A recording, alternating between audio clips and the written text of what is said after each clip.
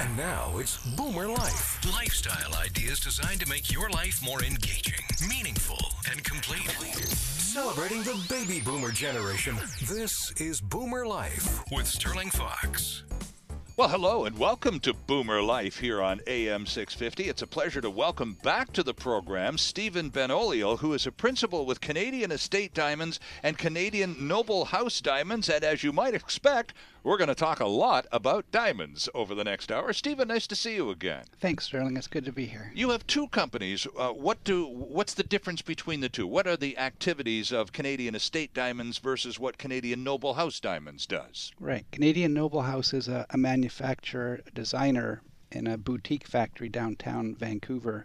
So we cut and design diamonds in shapes that people will have never seen before. We're trying to take, for instance, a cushion shape to its ultimate design. And we've got a princess cut that I think is one of the finest in the world. We did that in my factory in Yellowknife and named it after my daughter. It's called the Tiana.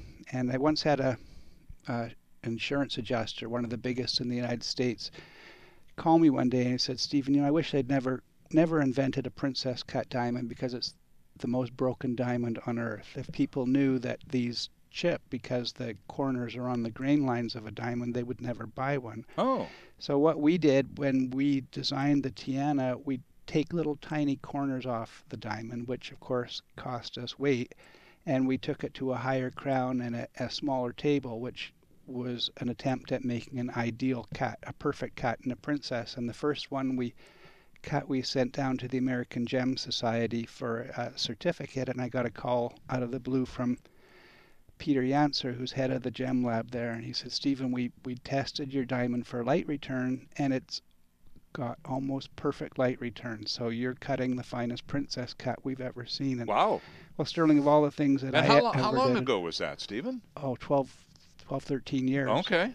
And of all the things that I've ever done in diamonds, for me, that was the one that really gave me a feeling like we'd pushed the envelope. High praise indeed, huh? Thank you. And the other side of it is ours doesn't break. We've never had one return, so we give it a forever guarantee. Isn't that funny? One doesn't think of diamonds as breakable because we sort of all grow up knowing that the diamond is the hardest stone in the world. People cut glass with diamonds. The only thing that'll cut a diamond is another diamond. So it's difficult to imagine a diamond breaking, Stephen. Well, think of a diamond like a chunk of wood. Against the grain, it is the hardest, toughest material in our world. With the grain, the way you'd take an axe and split wood, a diamond can be broken. And that's really the only way in the past that they were cut, was because you would follow the grain with another diamond or diamond dust in an oil base, and that would wear away facets, or perhaps you'd cleave it on the grain. But today, there's a revolution in the way diamonds are cut, and it's with a diode laser.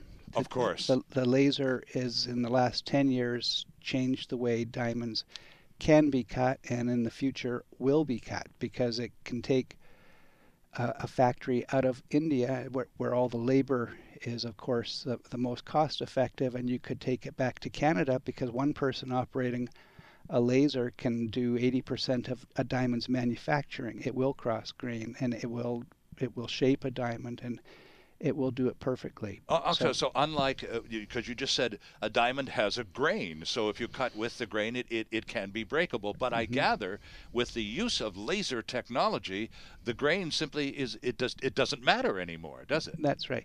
And with everything that is completed with software, then it's up against the mistakes that people make. So if you try to swindle a diamond or cut it for weight, as opposed to the integrity of its forever, you can leave it prone to breakage.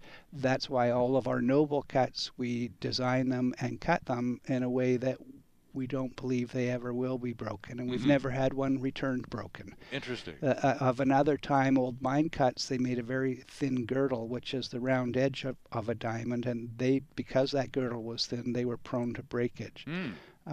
That's something that you do see in old diamonds. They're usually recut because of it.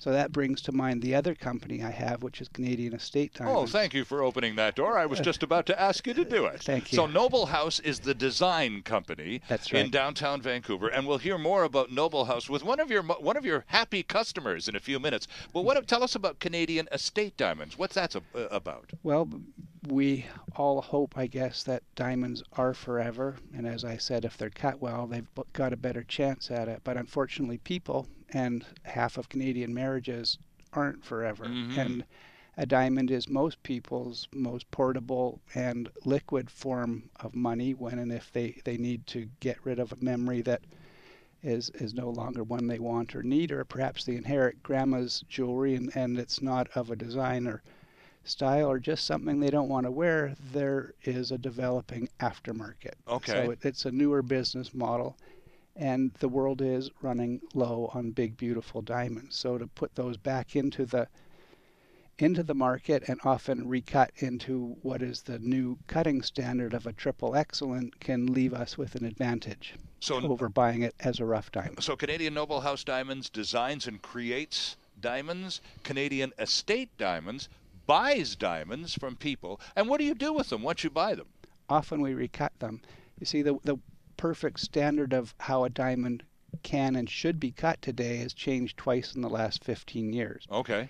It started out with the American Gem Society saying the perfect, ideal, brilliant will be a 000 on their certificate, which was followed by multiple studies by the Gemological Institute of America, and they've come out with a triple excellent. So there's an advantage for us to take a diamond that was bought or sold even as little as 15 years ago and turn it into a triple excellent cut. Okay. So that's the future. Now, on the estate diamond side, suppose now someone comes to you with that example you just used. They inherited some heirlooms from grandma. Right. And so these are maybe quite valuable, but nonetheless old-fashioned, and they're dated even visually. So right. But they'll come, for example, in mounted in gold. So you buy, say it's a ring. You buy grandma's old ring, and how do you go about assessing that value? Right.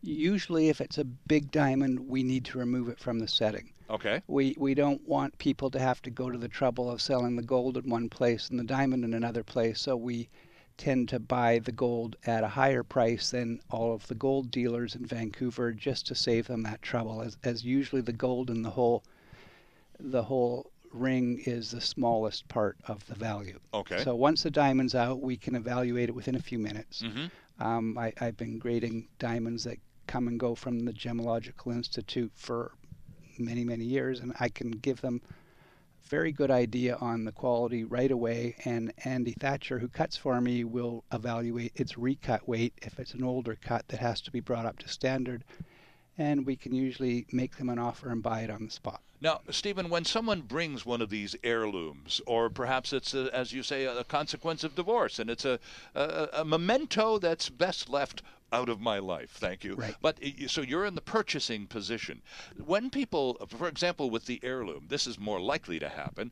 Suppose somebody says, I loved my grandma. I'm thrilled to have this bestowed on me by her estate, but it's clearly dated. Can you make it into something more modern for me rather than just buy it and sell it to somebody else? Yes. Does that happen fairly regularly? Sure, and I point out the choices that they've got at the beginning. I'll say, look, even though the design's dated, if you can find the person who's going to wear this ring and love it again, that's your best return on your capital. Okay. If you want to redesign the diamond, recut it, and we can bring in a goldsmith and make a new ring to your taste, that's an option.